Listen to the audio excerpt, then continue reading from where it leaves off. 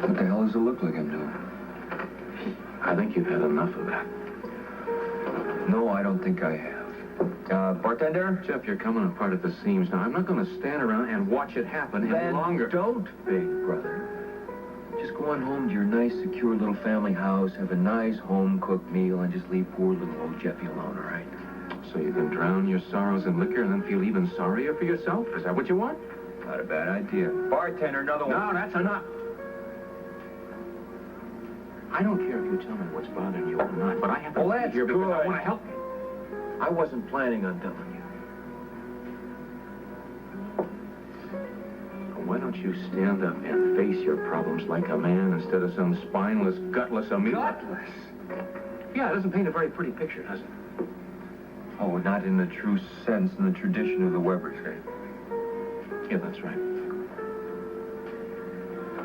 You know, I just wonder how much guts you'd have if I told you the truth. The truth about what? Look, just forget I said anything, all right?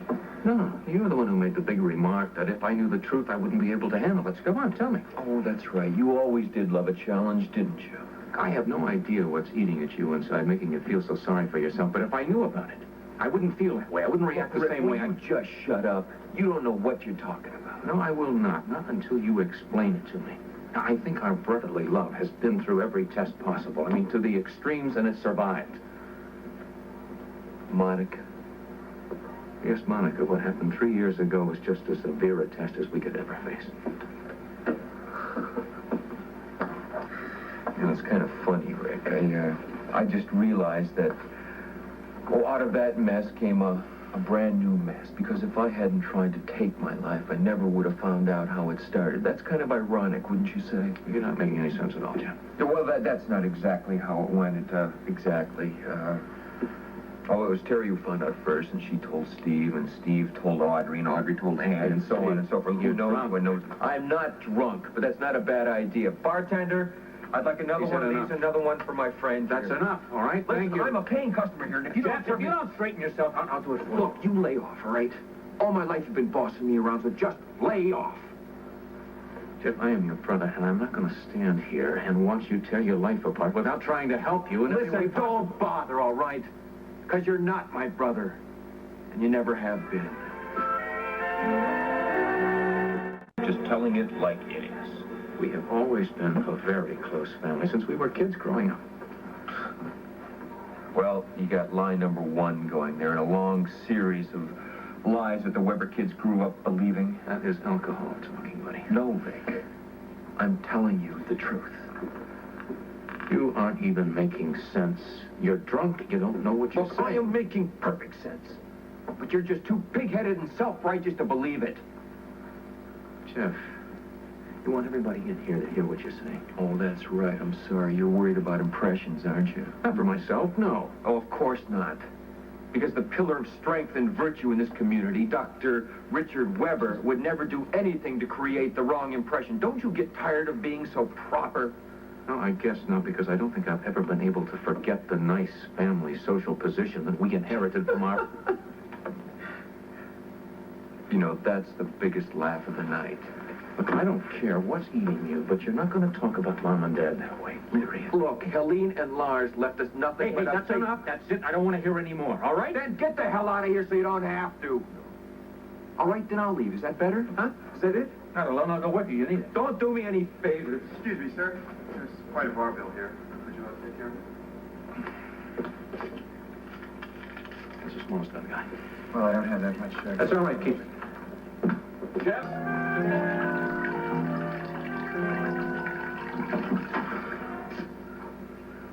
Jeff, I've been looking all over this hospital for you. Rick, I told you not to follow me, and I meant it. Now, if you excuse me, I'm not feeling too well. Well, I'm sure. You're going to wish that's about the only thing you had to worry about, unless you explain some of those wild statements you just made. I'm calling Dad Lars all of a sudden.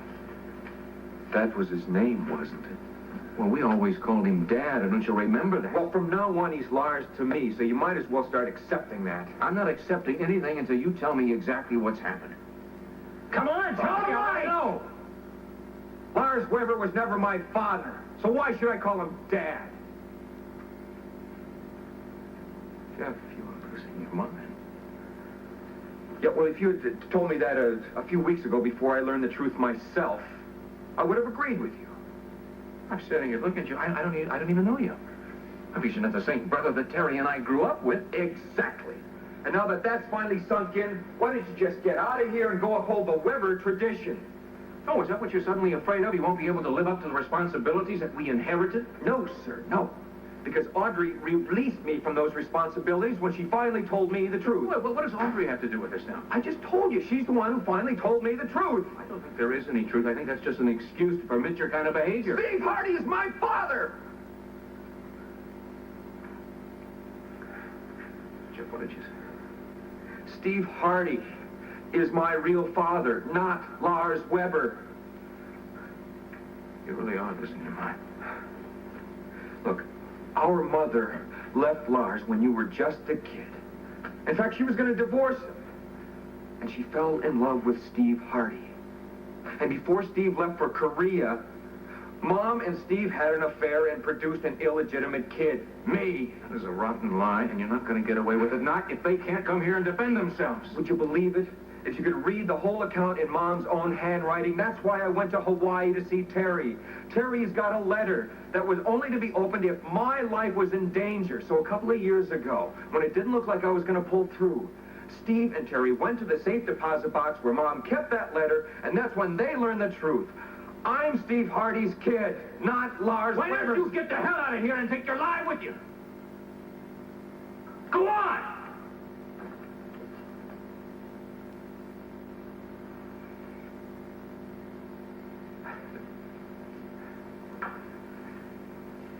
Rick, everything that I've just told you is the truth. Rick, come on.